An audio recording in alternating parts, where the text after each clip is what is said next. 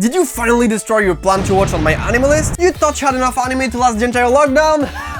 You don't! So take out your glasses, cause today we're reading, good boys and girls. Here's 7 of my favorite mangas I'm currently eating up. My home hero is about a regular father called Tetsuo. His daughter moved out of the house recently, and when he goes to pay her a visit, he realized that someone had beaten the fuck out of her. So he starts investigating his daughter's boyfriend, only to realize he's actually some creepy yakuza. Shit happens and our main character ends up killing the guy in his daughter's apartment. Now for the sake of his family, he gotta hide the evidence from the police and most importantly, to the dangerous criminal organization ruling the city. Our main character is a big detective novel enthusiast, which gives him a nice step ahead. It's super interesting to see what kind of crazy ideas he can come up with in such a short amount of time. Tetsuo got just the right amount of brain to be really clever without turning into an overpowered genius. He really is nothing more than just a regular Japanese father. He's not strong, he's not especially brave, he's not a prodigy of any kind, he's just a regular guy who really wants to protect his daughter. The ratio of realism epicness is nailed to perfection, and my heart never raced that fast in front of some freaking paper.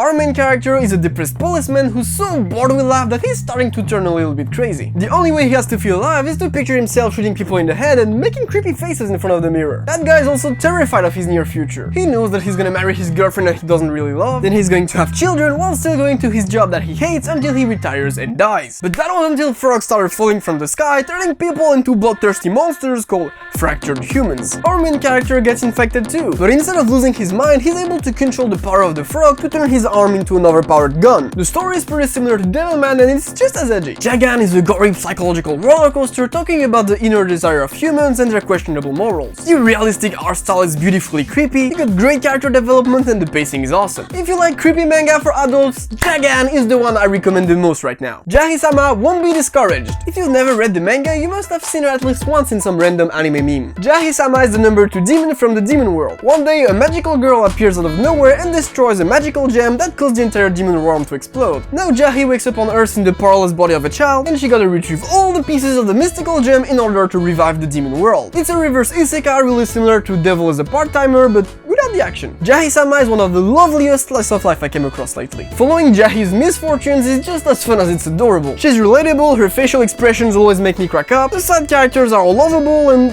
just praise the meme, bro.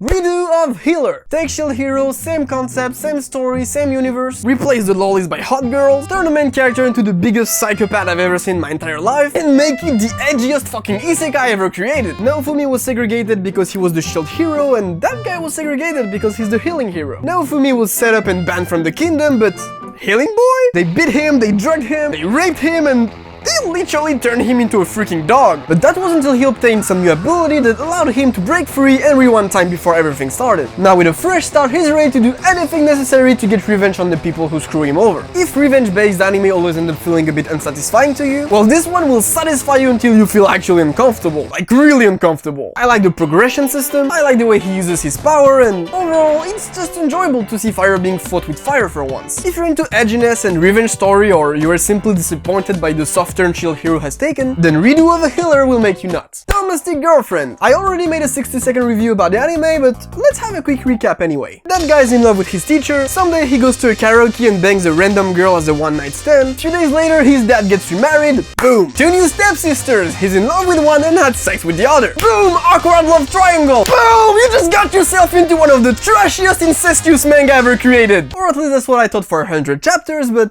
that was until something weird happened. I mean, the manga started as, "Come on dog, put your finger in your sister's asshole!" Yeehaw! Then midway into it, the author just changed his mind and went like, "Okay, let's all just sit down and talk about our feelings and about passion. Here, have some great character development, have some actually well-written drama and some beautiful life lessons." I started the manga as a joke, but I ended up invested to a degree it's actually ridiculous. Every Tuesday night, I end up refreshing my manga browser in my bed for hours until the new scan comes out. And when I finally get the notification, I always let out a high-pitched scream of excitement.